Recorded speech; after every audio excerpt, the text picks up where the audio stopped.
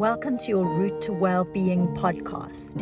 I'm Sue Fullergood, and I'm absolutely sure that you deserve to feel great, and it's possible for you to pulse with energy.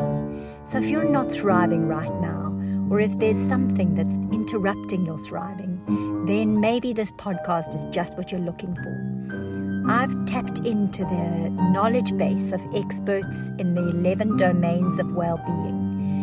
Each of the experts has something that I think is part of the crucial knowledge that you need to be able to really take care of yourself.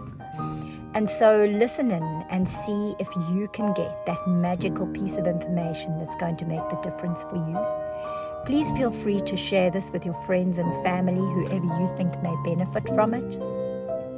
Please push the subscribe button so that you can be alerted when future episodes are available. Thank you for listening.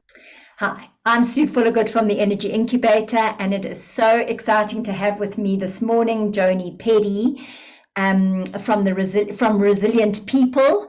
She is the most extraordinary lady, full of energy. She is a mum, a business owner, a speaker, a coach, a facilitator, an author, a runner, and a human behaviour strategist. And I think she has a lot to teach us about your route to well-being. So with great excitement and gratitude for Joni, who is such a busy lady, it is wonderful to be able to download some of the information out of your brain, Joni, and make it available to our listeners. So we're going to talk this morning a little bit about sleep, a little bit about resilience, and really anything to do with well-being that you can share with us. So can I hand you the microphone and ask you to share with us a little bit about your career and your path and how you came to be a resilience and sleep expert? Yes, absolutely. And Sue, thank you. I mean, you are the energy incubator expert, so this should be fun together.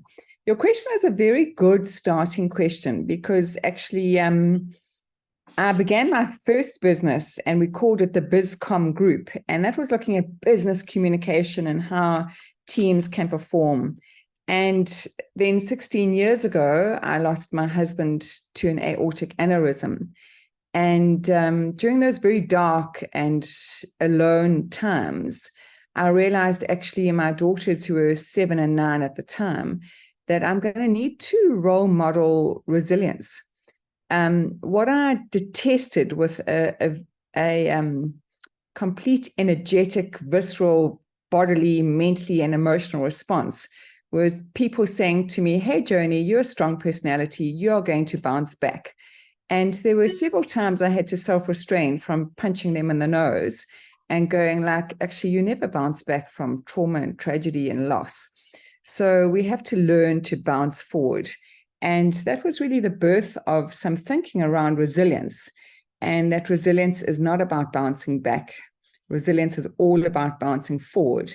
And then I like to kind of counterbalance that with, not everybody's suffering trauma and loss of loved ones. But it could actually even be bouncing forward to chase an opportunity. What's your next one big thing? So we want to always, as humans, look at how we bounce forward. And I then did a lot of research around really how to unpack this huge and amorphous word called resilience that we overuse and abuse. And with the research from 6 Seconds, who's the largest EQ network in the world, and a company in the UK, Momentum 4, the 3 companies got together and we researched resilience and what were people looking at in terms of measuring resilience worldwide. And then we collaborated and came up with a resilience assessment, which looked at mental resilience, emotional resilience, physical resilience, and sense of purpose resilience. So we're talking sleep today, Sue, and obviously sleep falls into the physical resilience. But I always say to people, if we look at a sturdy table and the tabletop is resilience, we need 4 equal lengths of strong legs, and that's mental, emotional, physical, and sense of purpose to have that sturdy table. So sleep is an integral part, but I'm glad you opened this podcast by saying we might go other places as well. Absolutely. Well, yeah, you've told us a little bit about your sort of exploration into resilience, but you haven't really said much about sleep. How did you become Yes, good interested? point. I didn't address that. So how did I come to that? Is that when Gareth, my husband, died, I was put onto sleeping tablets because I could not sleep. And I'm not averse any medication. I'm not a person who takes anything actually normally in terms of health, but I really needed those still knocks tablets. And I used to put my two little girls to bed at night and then just long to brush my teeth and have still knocks. And they kept me asleep for about 4 hours. And then I would wake up and, that would be it. So I started researching. I just felt terrible, not being able to sleep. And he died in September. In the December, I thought, okay, I'm going cold turkey. These sleeping tablets have been very helpful for 3 months, but they could be addictive and I'm going to go off them. So I started researching sleep and realizing actually that it is your superpower. And that research led to actually a really fortuitous meeting of Ariana Huffington. And I knew that I'd be speaking on the same stage as her in Washington, D.C. in March of 2017. And so I read her book, The Sleep Revolution. So these things all kind of, came into my field fortuitously. And in reading The Sleep Revolution, I really enjoyed the book. I then chatted to her at this resilience conference in Washington, D.C. And she just taught me some very basic things about sleep hygiene, which I thought were fantastic. So that really got me on this, hey, let me learn more about sleep. And then, of course, I started reading a lot that Professor Matthew Walker wrote in his book, Why We Sleep. And then I am a podcast junkie myself. So Andrew Huberman, as the ophthalmologist and neuroscientist, also started talking a lot about sleep. So I then launched a workshop called Sleep is Your Superpower and wrote a sleep ebook and then joined the World Sleep Society in America. And I am their ambassador for South Africa. So on World Sleep Day in March every year, I go on radio and TV and all magazines and really just build awareness around the fact that the World Health Organization is saying 67% of adults are not getting adequate quality sleep and quantity sleep. So that was my journey into actually let's really understand sleep and how we can harness that superpower. And it is an epidemic that they say in the world today that people are walking around as half-baked zombies, Yes. suffering weight gain, inflammation, and disease of all sorts because they are inadequately rested and they are not getting enough sleep. So can you talk to us a little bit about what are the outcomes of not getting enough sleep? I've just touched on a few things, but yes. Can you shed some light on that? Because I think a lot of people just think you feel a bit tired, and so what? Sleep's a luxury, and I can't afford to have too much of that luxury. So, I'll start with the weight gain because that really gets people sitting up and listening. Is that we know that if you don't have adequate quality and quantity sleep, there's a 50% higher risk for obesity. So if you're getting less than 5 hours sleep a night, B bar, that could be really changing the hormones in your body quite radically. And Sue, even when I get less sleep than I need to because I'm traveling or changing time zones or, something's happening, is I do feel this need to eat slightly more. And our bodies work against us because these are the two hormones that change in your body when you don't get enough sleep that make you hungry. The first is that horrible hormone called ghrelin. So you get more ghrelin in your body that makes you hungry, and it often makes you hungry for sweet, salty, starchy food. So your body is so jolly clever as a system. It says, hey, something's happening. You haven't got enough energy in your bucket, so now you must eat more food. So that ghrelin shoots up. And then another hormone diminishes. And that's horrible because our body just works against us. So that appetite control hormone, leptin, reduces. So you might say, okay, I'm going to be fairly healthy here. I'm going to have good egg on toast and maybe another slice of toast with avo because I'm still hungry after my breakfast. And then you finish that, you put your plate away and you go, goodness gracious, that's like 2 slices of toast, some protein, some lovely omegas and the avo, and I'm still hungry. What's happening here? So it's just, that's eating quite healthily after insufficient sleep, but your body works against you from a weight perspective.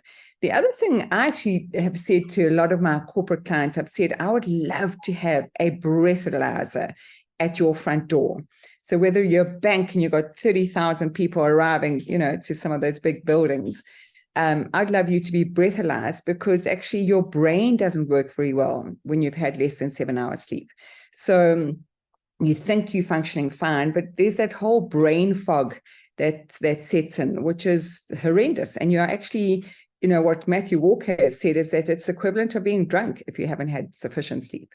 So your weight gain, your brain fog, which is really terrible. In America, they've looked at safety in driving cars, that 6,000 car crashes are caused by just, drowsy people driving each year. So it has many, many impacts. Those are the 2 biggie ones. But high blood pressure is another big one if you suffer from high blood pressure as well. And then we also actually, maybe another big one I'll mention is Professor Matthew Walker's very big on speaking about the fact that insufficient sleep is carcinogenic. So it causes cancer. So the stat that the American Sleep Society uses is that you've got a 36% increase in colorectal cancer if you have less than 7 hours sleep, and 3 times the risk of diabetes, type 2 diabetes. So the knock-on effect, our bodies are designed to sleep, and we are just trading in sleep because we don't have time to do everything we need to do, trading in our health for our wealth. And we are the only animals who do that. I mean, no other animal on the planet sacrifices their sleep in any way. And I think it's so interesting if we think about the fact that actually, nature has risked our safety, and everything is programmed to keep us alive and safe in the world, and yet nature has dared to risk our safety in order for us to go comatose. It must be that important that we do that. Otherwise, nature would never take such a risk with our safety. So, so can you talk a little bit about what actually happens in our brains when we do go to sleep? What happens in our brains and our bodies? So actually, it's really important that you ask this question, Sue, because I find if you speak a little bit about the science of sleep, people then start to prioritize it. So what happens in our brain, is your question, is our brain goes through 4 stages of sleep. So you've got stage 1, where you just put your head on the pillow and you're just drifting off, but a dog barks or there's a hooter or a door slams and you're like, you're easily aroused. So stage 1, you're easily aroused. Stage 2, you're kind of hearing it in the distance, but you could sit up and, do something about it, but you got that sort of drowsy, heavy feeling. Stage 3 and stage 4, you're in that deep, deep sleep. Now, what happens in the brain when you're in stage 3 and stage 4? The brain obviously does not sleep, and it's very busy flushing out beta amyloid, which is a plaque. Now, we are all good at brushing our teeth twice a day and flossing to get rid of plaque between our teeth. We can't, floss our own brains. Our brains do that while we're in deep stage 3 and stage 4 sleep. So we absolutely need that stage 3 and stage 4, and we go through a couple of cycles of going down stage 1, 2, 3, 4, circling up to a rapid eye movement, REM sleep, where we consolidate memories, etc., and then down stage 1, 2, 3, 4. So that busy brain is flushing out the toxins and that plaque. Now, if we don't do that, if we don't get stage 3 and stage 4 sleep, we are more likely to get all the diseases we've spoken about. And we do know from a brain effect, if you're getting insufficient deep sleep, there's a 33% increase in dementia risk. So that plaque builds up over time. You can grow, as you probably know, through 700 to 1,000 new brain cells per day if you eat right, sleep right, and move well. But if we got plaque between those brain cells and those synapses, we start to develop dementia. And it's 20 years in the development. So, you could be now in your 50s thinking, look, I'm really, my career is fantastic. I've got a lot on the go. And, by the time you're 65, 70, you are starting to really forget who's who in the zoo.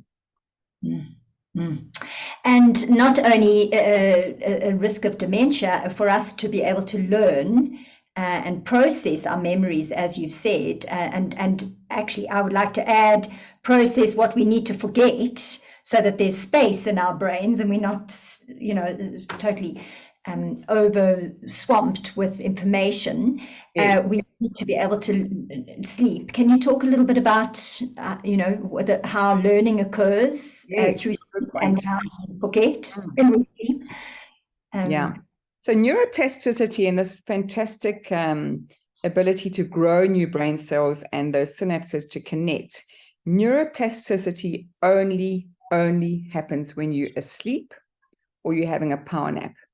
So you deep sleep at night or you're having a power nap during the day. So the learning point is so true, Sue, is I often say to people who are studying is if you've just really cracked something that's quite difficult to grasp and you want to hardwire it, into your hippocampus, is having a power nap during the day or quick sleep is a very good idea. So your memory centers only kick in when you are sleeping. So that hardwiring of that memory is really important. In terms of the flushing out what you don't want to learn, which is what you alluded to, is, obviously the whole brain is, the emotional centers and the cognitive centers. So making sense of emotional issues and really tough situations is, yes, the brain can start to filter out. And we know a brain that's awake and well rested is your emotional control is a whole lot better. So you may not shift, you may not flush out memories that are not useful. You'll still have those memories, but you'll be able to use the emotional centers and the prefrontal cortex to say rationally, I don't have to take on that nonsense, from that heated discussion with a friend or a loved one. I can let some of that go because they're just transferring their emotional stuff onto me. So you can be more cognizant of what to take on and what to let go. Thank you for that. So I think we can all understand that it's not a nice to have enough sleep. It's actually a have to have for our longevity, our healthy living, and our thriving today. But can you just discuss with us a little bit about the difference between quality and quantity of sleep? Because for some people, that's a very new idea. They're saying, well, I do sleep enough as they fall asleep in front of the TV. And, I do sleep enough. So what's the problem? So let's talk a bit about quality. Yes. So let's talk about quality. I often say to people, good night's sleep starts the minute you wake up. So it's, we've got to, this is it really is the foundation of your well-being. So from the minute you wake up, what are the things you could do to enhance your quality of sleep? So I'm going to step you through a whole lot of tips, Sue, and you can interrupt me as we go to expand on some, or, you probably know others as well. But before we get into the quality of sleep, is just quantity, minimum 7 hours, maximum 9. So that's not really up for debate.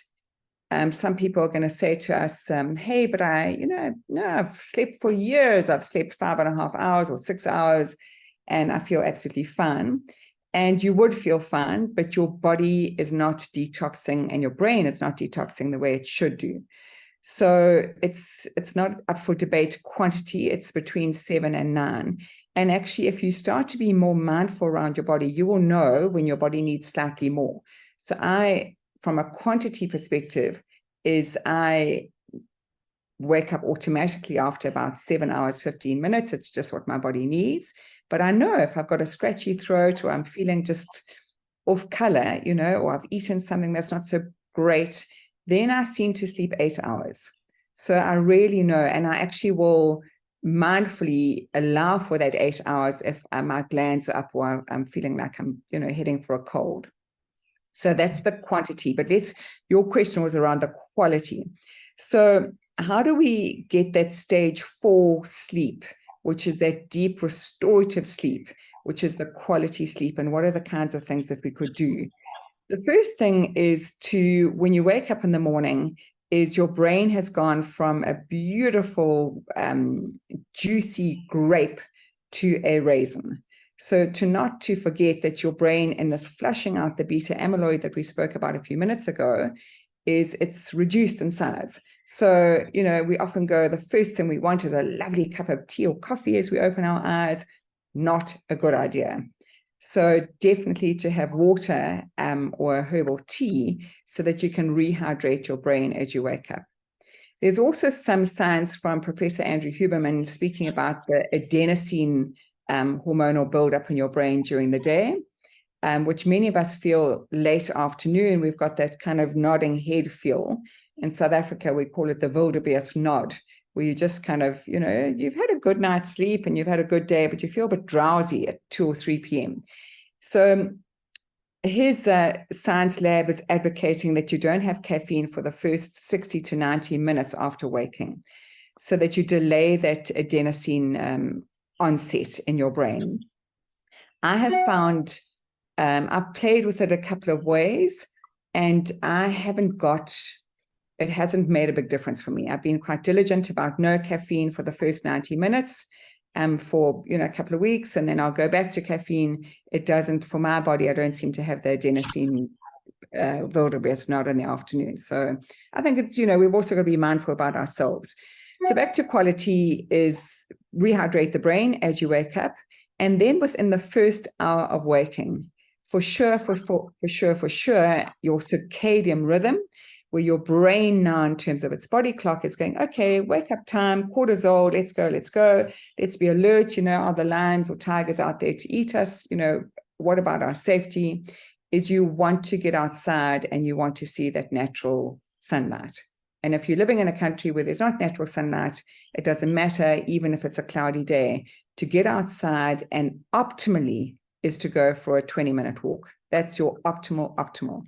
If you can't, for whatever reason, is still to, be on a veranda or near a window and just to look skyward and allow the brain to get circadian rhythm, to get into a rhythm, so that you've got natural light going into your eyes. And that's a great way to start to program the brain for a good night's sleep, is that these early morning rituals, which are really good. Do you want to ask any questions about that before I go on? No, I love how you've explained it, and I completely agree with you. What you do during the day, what you do in the morning determines your day, and what you do during the day determines your sleep. So, I love how you're unpacking this, and maybe you can talk a little bit about turning that first period of your day after your glass of water and before your caffeine into a power hour of some sort, which just sets the tone for your day. I'll maybe just speak in the first person here of what really works for me as a power hour is I exercise 7 days a week in different formats, in different ways. So that power hour for me is a ritual, and it has really helped my sleep dramatically. And my power hour is I rehydrate, and I will sit and I will sometimes do a morning meditation and sometimes not. I kind of sense into it. So I'm not ritualistic around it. I have always put my exercise clothes out the night before so that they're in arm's reach. So those go on no matter what. Before the kettle goes on for my hot water and lemon, my exercise clothes go on. And invariably, I will go out for a run or a walk. But if I don't, I will most certainly go out onto my grass and use that power hour just to ground myself, feel grass under my feet. And I'll do some stretches and plank and some dumbbell stuff. And if I don't feel like any of that, playing with my dog is equally part of my power hour. So it's really I feel quite, I've lost my word here, but I'm determined that power hour is a Joni replenishing hour, as opposed to seeing what's going on in the world and, reading up on all the wars that are going on. So I don't go onto any News 24. I don't go onto any social media platforms. I literally check my mobile to see if my family are okay. And then that's it. My power hour is about exercise and stretching and enjoying the weather, enjoying the changes of season. And then part of that power hour, which I know to be hugely valuable for our brain and hugely valuable for what I call bookending your day, starting your day well and ending your day well, which is part of a sleep hygiene routine, is my morning shower. And I will say my evening shower is I have a tiny habit that is programmed into my way of being. As my left hand opens the hot tap, and this is good old Professor B.J. Fogg's tiny habits work, that's the trigger for me. The trigger as my left hand Sue opens the hot water tap is I say something that I'm grateful for. So I'm not good at gratitude journals. I mean, that is optimal in terms of thickening your cortex, and you know a lot about that in terms of gratitude and how important that is for your power hour. I find that I lose my gratitude journals.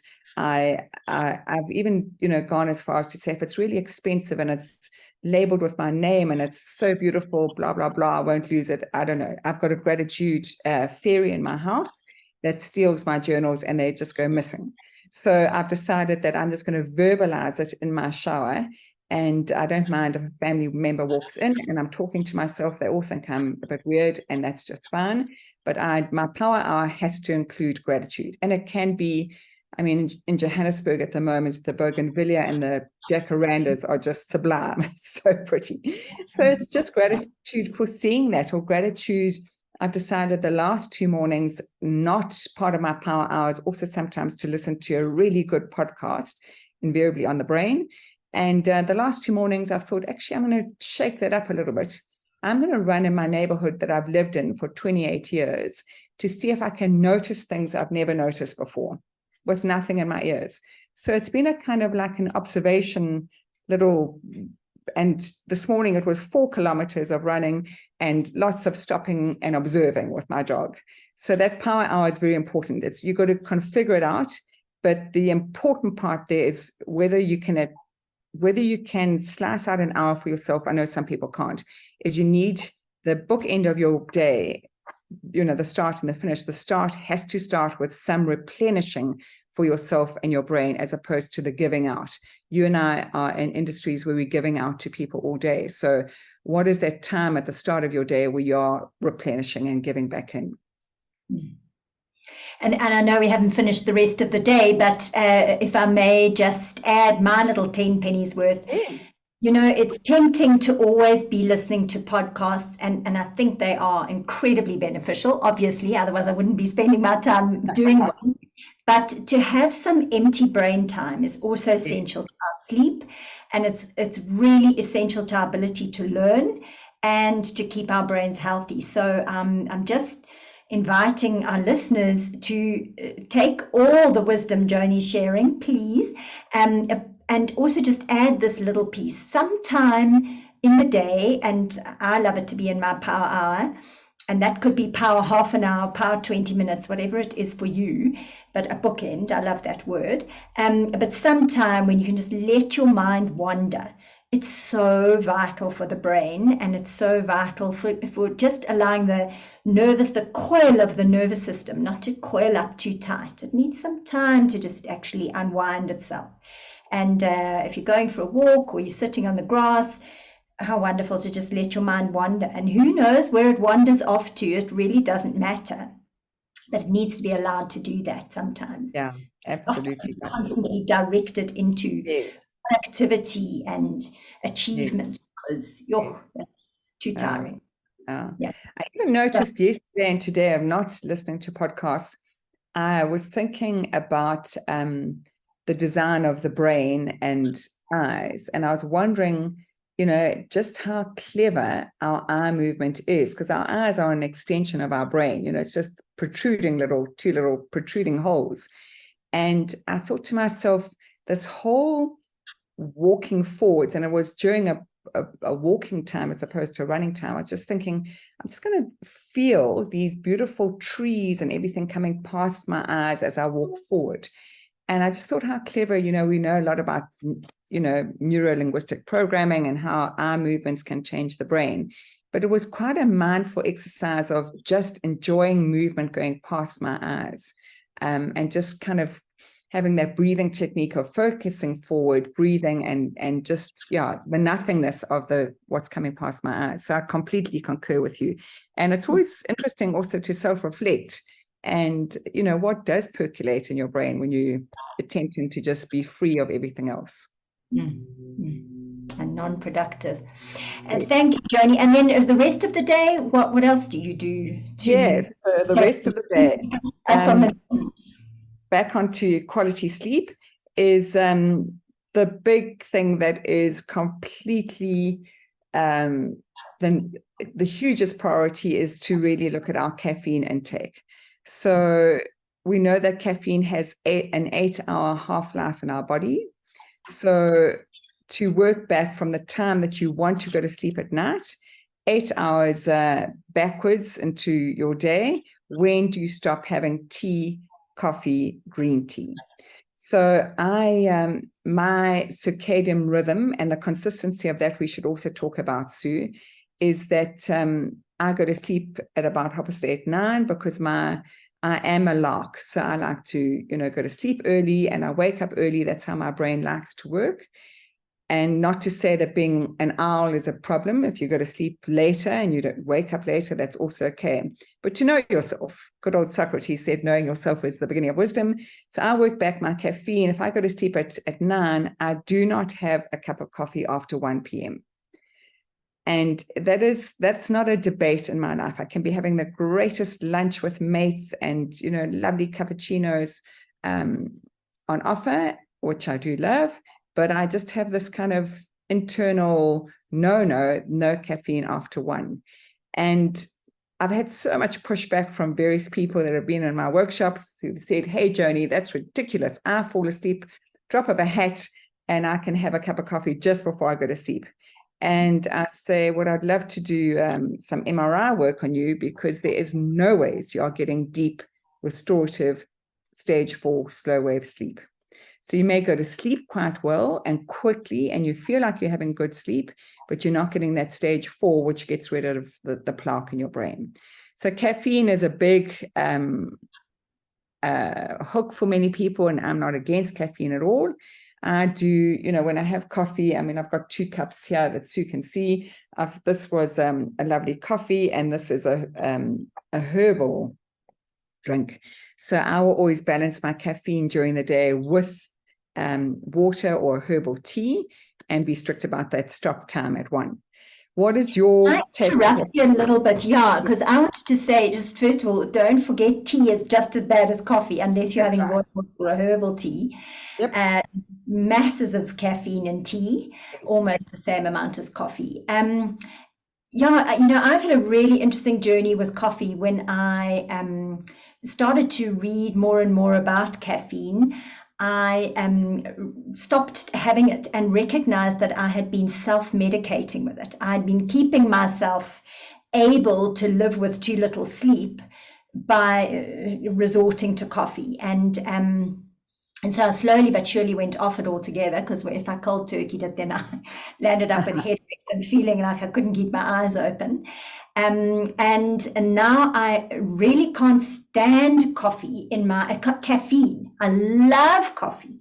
I'm a real lover of the taste of coffee, but the slightest bit of caffeine in my body and I feel shaky and hyper-aroused. And so it's not just that I can't sleep, but that I actually can't stand the feeling during the day. So it's been really interesting to go from having had maybe 4 or 5 cups of coffee a day, I'm ashamed to say, which did keep me going. I used to get up at 4:45 in the morning to go running every morning, and actually I had to tell the truth, it wasn't good for me. I needed to sleep an extra hour in the morning, and then I could live without the coffee. So I do think that we often don't realize how much coffee is keeping us awake and during the day. And as Joni says, we therefore don't realize how much is keeping us awake at night and perpetuating the cycle of overstimulation and lack of sleep. So I'm really honest about the fact that I think I was a bit of an addict, and I do have decaffeinated coffee now because I just love the taste, and I'm aware that decaf has got 30% caffeine, but somehow, as long as it's before 1 o'clock, for me 12 o'clock, I can tolerate. So I mean, that's just beautiful testament to knowing ourselves. So sometimes it does take easing ourselves off and then sensing into actually what is our body, how is our body responding here. So it is it's really important to know. So that playing with that caffeine and your point around tea and green tea, it's really, really important to not have that for 8 hours before bed. So that's hugely important. The other biggies are sugar. So sugar can also just spark all sorts of domino effect in your body, and sugar at night and vast amounts of sugar can also just play with your whole ecosystem and affect your sleep quite badly. And of course there's sugar and alcohol. So some of the latest research that I've read, Sue, is that a glass of wine or a whiskey can reduce your deep sleep by about 14%.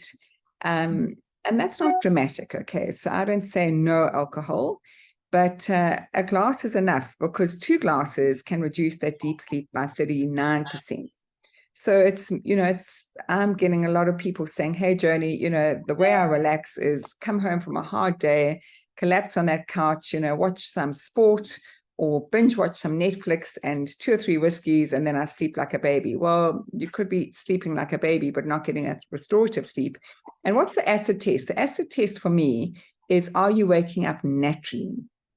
And there's actually no better feeling than having had a good night's sleep and your body just starts to surface. And now in summer, of course, you surface hearing the beautiful birds chirping, and you go like, hey, welcome this new day, as opposed to the, being alerted by an alarm.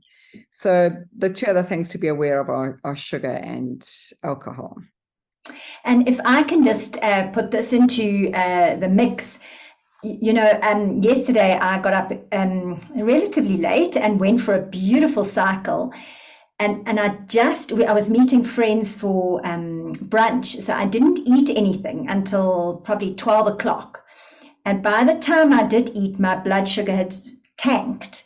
And I felt the effects in my sleep last night, because my blood sugar couldn't normalize itself for the whole rest of the day. And I think that people need to really be mindful of their sugar levels, not just if they're consuming sugar, but in terms of how they eat, when they eat, and responding to their body's need for food. I'm not an intermittent faster myself. I know many people find it really works for them, but it does not work in my body. But if you are an intermittent faster, be very mindful that you're not waiting till your blood sugar has already dropped too low and then trying to eat, because it takes many, many hours for your body to find its homeostasis again, because low blood sugar is actually an emergency in your body.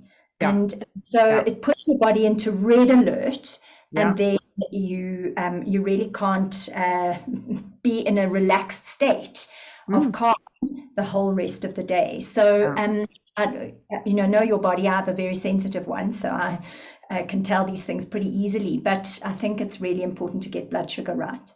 Yeah, that's exactly happened to me. And I've got the double whammy of my blood sugar going too low, and my blood pressure is always low. So if those 2 things happen at the same time, I'm nowhere. So I'm a big, snacker. So I've always got some dried fruit on hand, some salty nuts, some, so if I feel that, and I now can sense when it's dropping too low. So I will definitely not allow it to drop too low, because I just feel absolutely horrendous when it does. So to be mindful of that, yeah. And you're a real self-preservationist. I've seen you with your always a flask of something to drink Exactly. and that sort of thing. I'm afraid I'm terrible that way. I never ever think of that sort of thing until it's too late.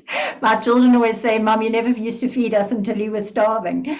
But I think we have to learn to manage ourselves and manage. And maybe I'll just bridge off that, because it's that self-preservation part of me can really irritate me.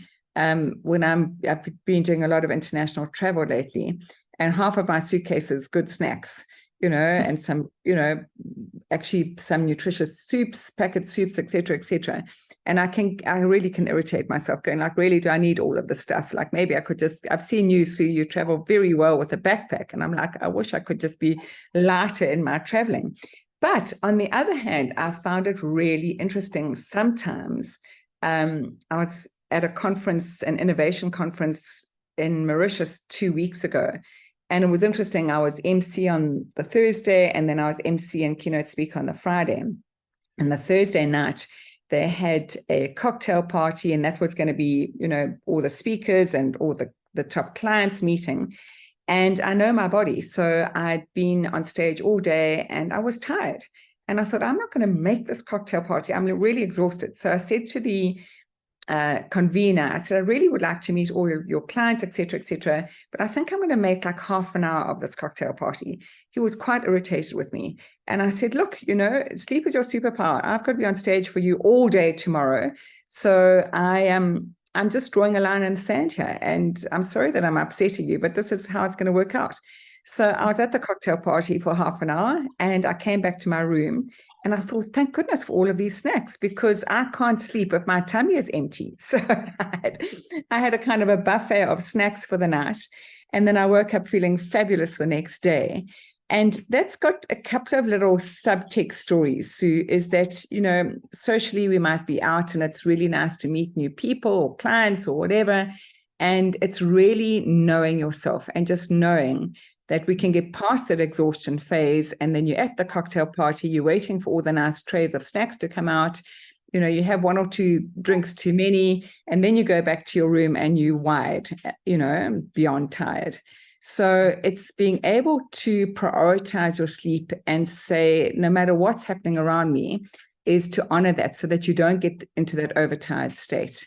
And I'm very grateful then for my self-preservation nature, that I can get back and have, some good food. And also at the end of the day, and we'll get into some more book ending the end of the day now, but just to say, the one thing that Ariana Huffington taught me that I have never forgotten since March 2017 is that she says in her Sleep Revolution book is do not have any leadership business books next to your bed. And I listened to her vociferously, and I had previous to that a mindset to say, during the year, I love leadership books and anything to do with neuroscience. I mean, it's yummy for me. Like, surely that's a good way to go to sleep. My year-end holiday in December, when my toes are in the sand, I'm having a beach holiday, which is my preferred way to end the year. That's when I read novels. And I started swapping that out, going, actually, no, I'm going to read leadership books during a day, but at night, I'm always going to read a good novel. So I am, that just going back to that little scenario of coming back, having a nice little, bunch of good snacks in my hotel room, and then, having my shower and reading my novel was such a lovely way to, just calm the brain down. And we've got to find those kinds of rituals that really work for you. But I would say one of the non-negotiables from a brain science perspective is a novel at night, something pleasurable to read, because it actually ignites your prefrontal cortex on this lateral ventral side. So it makes you more creative, and it just relaxes the whole ecosystem, which is really important. I love that. Just unwinds that coil of your brain. So, coiling it up and giving yourself new things, you've got to remember and action, and tightens the coil again. For sharing that. And I'm listening to what you said about the choices you made, because I think it is about knowing yourself, first of all, and second of all, making your choices wisely about how you're going to live your life and what you're going to allow yourself and not allow yourself. And as you well know, listeners and Joni, I have just written a book called The Sweet Spot. And in The Sweet Spot, it really is about navigating that space between being too disciplined, where you can't allow yourself any fun and you can't have, break your own personal rules and you're totally inflexible, and being so flexible that you don't take care. And it's somewhere in that beautiful middle ground that you have to find that place to choose. And it sounds like you got it absolutely right. Doing your half an hour at the cocktail and then, succeeding the next day, because dragging yourself through the next day wouldn't have been fun at all.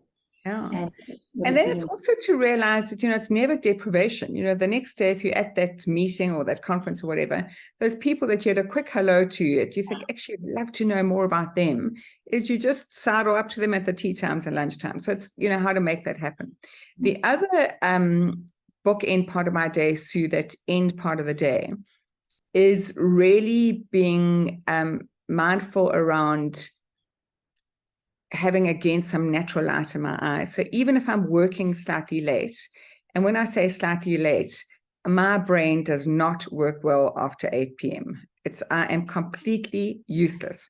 So because I know my circadian rhythm is more of a lark and not an owl, I cannot write, have meetings, do anything late at night. It just is not like that. So I've had to work with that.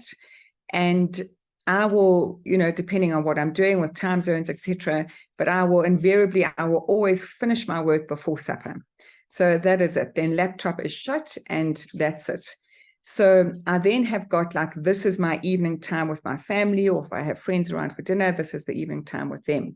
So, you've got to work out how you work. Some late night owls obviously are going to do a lot of their work at night, and that's okay. But the rule of thumb here is no blue light from your laptop, your mobile phone, or your TV for 90 minutes before bed. Yes, 60 to 90 minutes. It is absolutely imperative. So you spoke earlier, about people kind of relaxing in front of the TV. That is not the way to relax your brain, because that blue light's going in and it's inhibiting the production of melatonin, which is the sleep hormone.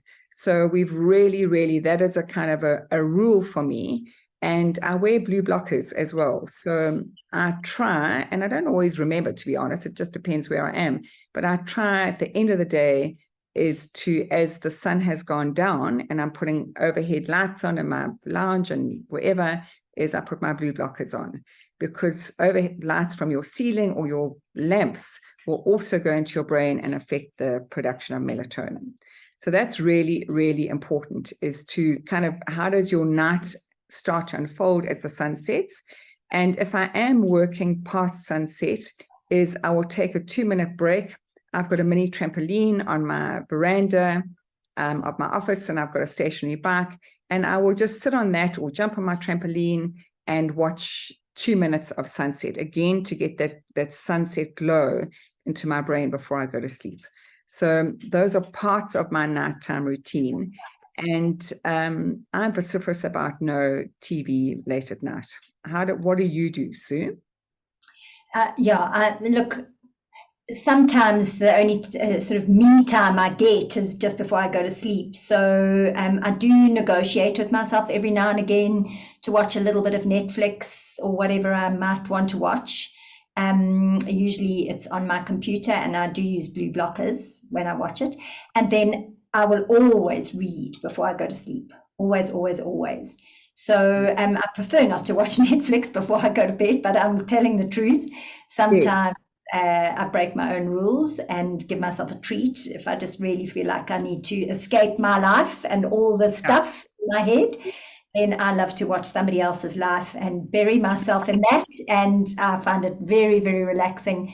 But then I'll switch it off and read for 20 minutes or something like that before I go to sleep, and I find that is acceptable. But by far better is to watch television during the day and read for an hour before I go to sleep.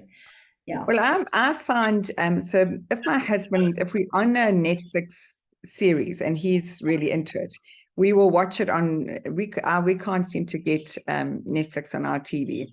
So we will watch it on my computer and we will watch it in the lounge. So I think that's another thing to speak about, is that the bedroom is for three things and three things only. It's for sleep, intimacy, and reading. So we will also, if we're watching a series, we'll definitely watch and then we'll go and read. I sometimes can't even make reading for 20 minutes because I'll read 2 pages and then I feel done, So I'm going to speak a little bit about the bedroom and sleep. So I've mentioned the three things. Psychographically, I have also said to my family, my 2 children no longer live at home, but when they did, it was really interesting because as teenage girls, my teenage girls, sometimes the time of the day that they wanted to offload on me or tell me what a, strict or whatever kind of mother that I was, not allowing them to do X, Y, Z, to have these hectic, courageous conversations, would be at night as I was going to sleep. And I would say, listen, girls, I'm happy to have this courageous conversation, but it's not going to be in my bedroom. So my bedroom literally is a timeout zone. And I'm going to speak a bit about the ergonomics of your bedroom, but psychographically, I'd say, okay, so you want to have this hectic debate, or you're cross with me about something that I haven't delivered and should have done and didn't do properly, is we're going to go back into the lounge and have that. Because the minute I open my front door, I'm not having any hectic debates. And I would say the same to my husband if he was cross with me, is like, let's have this hectic debate in the lounge. So I think it's really important is to have this triggers when you open your bedroom door. This is your calm down space. And it always is for me. It's my calm down space. I actually have got a little, that 4-7-8 breathing trigger. As I walk into my bedroom, I breathe in for 4, hold my breath for 7 and breathe out for 8. And it's automatic. I never have to remember to do that. It just is, this is my place of rest. So that is particularly important. The other ergonomics around your bedroom is that if you don't have block out curtains, because a dark sleeping place is really important, is then to wear a mask when you go to sleep. So I don't have blackout curtains in my bedroom. We've got blinds, and I wear a mask every night going to sleep. And also because my husband reads longer than I do, I seem to these days only get through 2 or 3 pages. So I will go to sleep with a mask on. The other important part is to really have a cool bedroom if you can. So about 17 degrees Celsius is what your bedroom should be. So the body temperature, you want it to drop for that deep stage 4 sleep.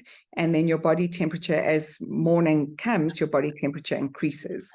So the dark bedroom and the cool bedroom is really important. And the other thing is to remove clutter from your bedroom. I haven't quite got that right. My bedroom is still too cluttered with, I've got a bookshelf right next to my bed because I love books. And all sorts of things, but it's really to reduce that clutter. So it just feels like that safe sanctitude. And building on that, people who wake up at 2 a.m. in the morning, their brain's a little frazzled and they're worried about things. The cognitive behavior therapy advice we give, I'm a CBT therapist for insomnia, is that you don't toss and turn in your bed and battle at that 2 o'clock in the morning time. Is your bed is for rest, reading, and intimacy. So to actually, if you are 2 o'clock in the morning where you've got that monkey mind going on, is to leave your bedroom and go to the lounge.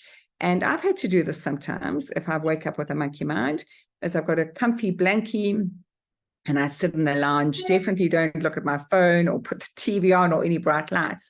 And I'll take my novel to the lounge and then wait for that kind of nodding off feeling and then go, okay, I might journal a few things. I might just do a brain dump to get rid of some of the things that I'm anxious about, but then I'll go back to my bedroom when I feel a bit sleepy. So you've really got to mentally and cognitively associate your mattress with sleep as opposed to tossing and turning. And I love that. I must say it works for me so well to actually read if you do have a monkey mind, because it gives you that anchor for the mind. So if you've tried breathing and it doesn't help, try reading, and if that doesn't help, get out of bed, and go and toss and turn. Not toss and turn, but be in the lounge before you come back. And I just want to add, as a sex coach, please don't confine intimacy to the bedroom. But yes, intimacy is amazing for the bedroom, but I don't think it always should be and is good to have it just before you go to sleep, because most of the time, at least one of you is too tired. And so I'm just throwing that little nugget in, because so many people leave it to bedtime and then they're just too tired, which means that weeks go by and they never get to it. So, exactly. Joni, the good creator seems to have made a design flaw, if he or she will forgive me saying that, in that menopausal women who are going through such a lot of emotional trauma already, physical challenges and changes, land up being unable to sleep. And I just can't understand why poor menopausal women should be lumped with a sleep issue as well. Have you got some suggestions for when that sleep challenge of menopause starts to set in? Anything different you've already said? Yeah, so I don't have deep information on this. What I have found is, obviously with the body heating up during menopause, is that cool room really does help. And then I have just, in my own menopausal journey, been vociferous about, blood tests and really making sure that I top up whatever hormones need to be topped up. And I know that's a whole nother debate, but it's the minute we layer that with anxiety, and could have, this is terrible, it exacerbates everything. So it is a wave that you need to ride, and it's a not forever wave. And it's just being very mindful of what your body's going through. And if there is a period of time that you're not sleeping as deeply as you want to, or you're just battling, is again, it's, how do you self-nurture in different ways to manage that turbulent time, the menopausal time. I think that's good advice. And I think the important thing is to acknowledge what's going on, even if it's this perimenopause, and you find you're just not sleeping and your doesn't feel quite the same as it used to. Go and see your doctor and decide what you're going to do about your hormones. I take primrose oil, it does help, and magnesium, and manage yourself well during the day. Actually, on that magnesium note, I have found a vast difference taking magnesium. And the research that I've done, Sue, is that magnesium is responsible for about 600 different processes in your body. There are 8 different types of magnesium. So do some research, decide what you need, but that is a must that I have every day, is magnesium. So many people are magnesium deprived, and that definitely does help with sleep.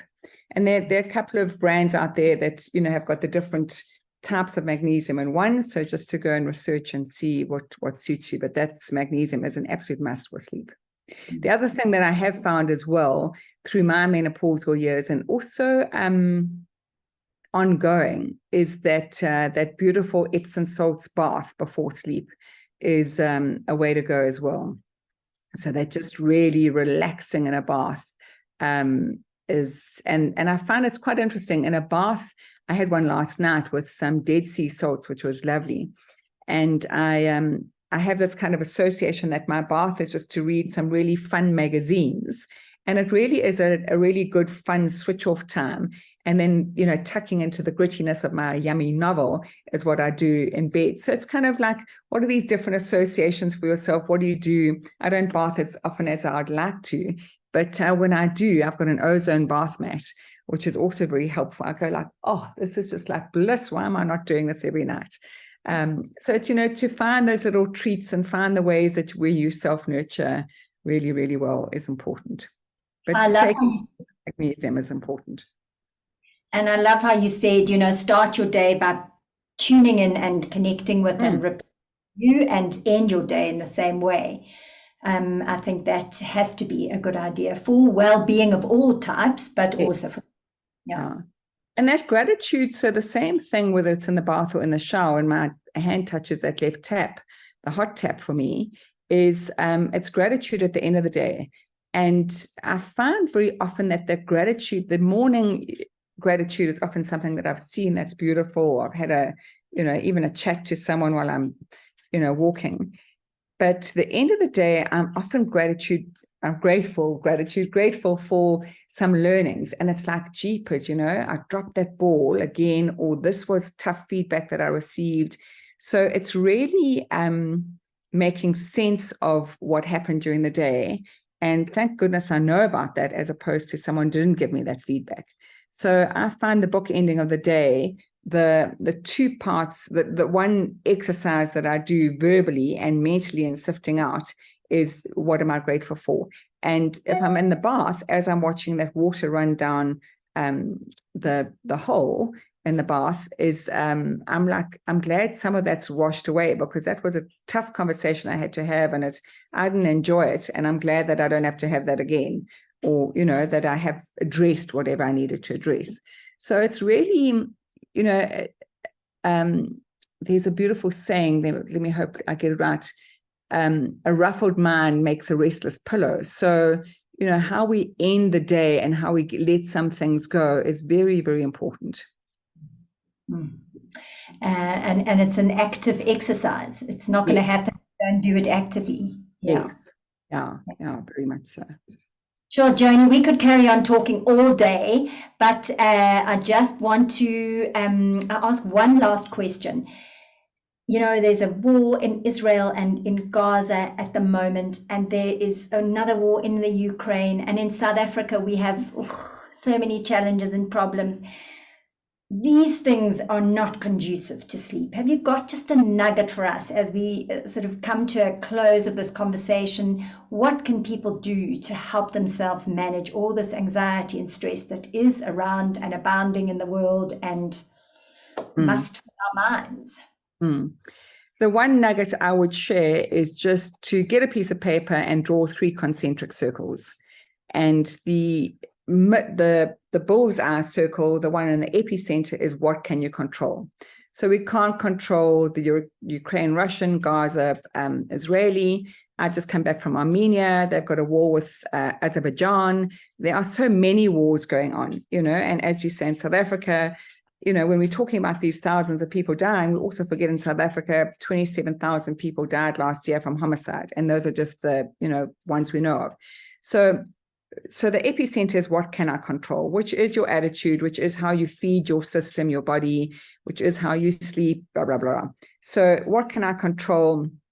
The next circle is like, what can I influence? And, certainly I always look to my children, have I helped them with, the right values in life, and, help them find their own, I'll use your beautiful title of your book, Sue, their own sweet spot. So they swim in their own lane and they're, gutsy in their own way. So what am I influencing? And then my third and outer circle is, yes, I am concerned. I actually lived in Israel for a year after university. So, I watch all of these things quite attentively. And I am concerned, but it's things that I cannot control. So I just use that concern, influence, and control 3 concentric circles to help me to self-manage, because it's turbulent and it's horrifying. It really is incredibly sad what's going on. And especially, if you are Muslim or Jewish, or, it's tearing at your heart and it's making you feel vulnerable and defensive. That's very hard to sleep with. It really is. And I'm seeing so many of my patients coming in with jaw clenching and headaches and inflammation and pain from the stress and anxiety. So I do think trying to manage your mind as best you can with whatever hack or technique you find works for you. But I love Joni's one, deliberately categorizing things for yourself and bringing attention to what you can do something about, and trying to let go, at least while you sleep, of the things that you can't make a difference to. Yeah, thank you, Joni. Thank you so much for your pearls of wisdom, for your insight, information, deep, deep, deep knowledge, and just for sharing it so generously, as you always do. That's one thing I know about Joni Peddie. She is literally the most generous person I think I've ever met. So thank you for sharing with us, being with us, and we look forward to having another conversation. Maybe next time we can chat about resilience. Yeah, let's do that. Let's look at, I think a good conversation too that not a lot of people are having is that leg of resilience called purpose. How do you self-manage? And it's not, lifelong purpose, but it's also, purpose for the day, purpose for the week, purpose for the month. It's really important in terms of your own resilience. Wonderful. And part of your route to well-being. So Yes. We will definitely schedule a chat for that. And knowing Joni and I, it'll take at least 5 or 6 months before we can get it together. Let's not hope. Let's make sure that doesn't take 5 or 6 months. Thank you for your time, and thank you everyone for your attention and for listening. Please remember, if you think this is going to be useful to someone you know, please share the love, share the information. This information can change people's lives, and that's what we really want. Take care and have a beautiful day. Please push the subscribe button so that you can be alerted when future episodes are available. Thank you for listening.